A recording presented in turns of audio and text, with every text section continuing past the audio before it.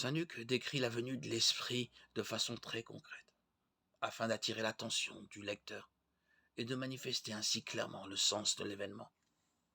Par bien des traits, le récit de la Pentecôte rappelle le baptême de Jésus par Jean. De même que le baptême se place au début de l'activité publique de Jésus, de même la Pentecôte se situe à l'origine de la mission des apôtres.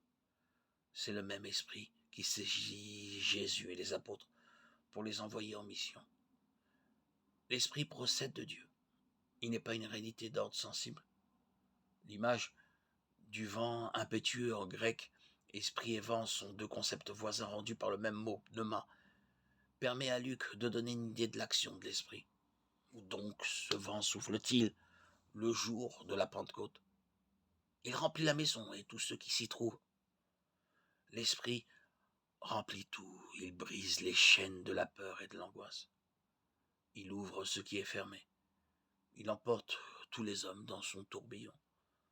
Témoins de l'événement, beaucoup de spectateurs se mettent à célébrer les merveilles de Dieu. D'autres voient dans ce qui arrive au groupe des disciples une crise d'hystérie. Ils pensent que ceux-ci sont devenus fous et s'en retournent à leur occupation. Jésus déjà avait suscité une réaction semblable à leur tour. Les apôtres en font l'expérience. Le disciple n'est pas au-dessus du maître, Matthieu 10, 24.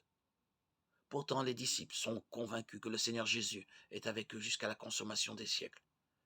Cette conviction leur permettra de faire face à toutes les situations. Là est le fondement de leur assurance. Joyeux dans l'espérance, ferme dans la tribulation, persévérant dans la prière. Romains 12, 12.